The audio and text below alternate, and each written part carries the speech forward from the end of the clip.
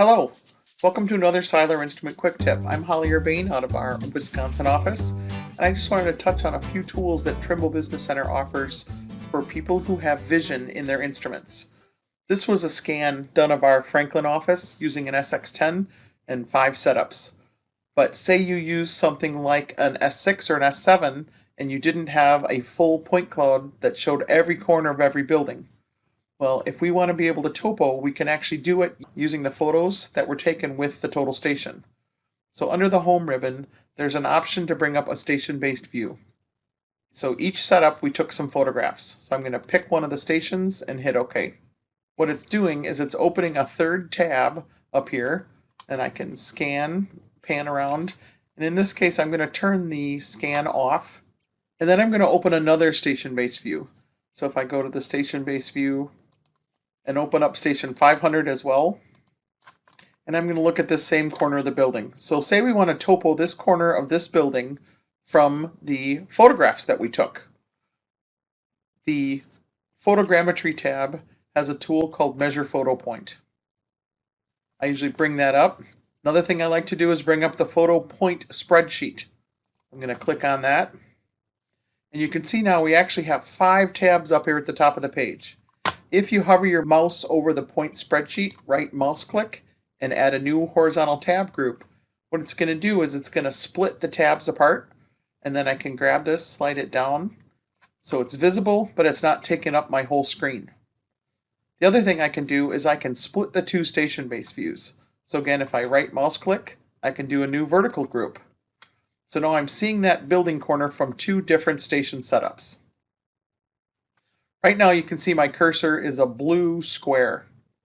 If I go to the options page, I can choose what color that cursor is, and I can choose how big that cursor is. Also under the photogrammetry tab, you choose whether you're going to be using the dynamic pixel picker or not. And let me show you what that does. So using the images, I'm going to try and collect this corner of the building. So you can see if I give this point a name, I give it a code, and then I drop my cursor in the pixel picker field. As I zoom over on, we'll pick this corner of the building, you can see the cursor is pretty big. There's a tool called the dynamic pixel picker, and you can either check that box when you're in the options, or if you can remember, Control Shift turns that pixel picker on. Now you see as you get the cursor out into the field, it automatically zooms in, and it lets you get right on the point and snap. Everyone has their own personal preference, so if we look at this cursor, Control Alt lets you scroll through 6 different styles of cursors. Some with an open center, some with a closed center. I happen to like this one. So given station 500, you can see right here, we snapped on a point, so there's a garbage can. If we go over here to this station-based view, and we pick on that same building corner, snap, you can see that it was resolved successfully. You can see a point on the screen, 0.8000. And what I mean by successfully, if you go to your project settings, actually under computations, under photogrammetry, you can see there's a 2-minute tolerance.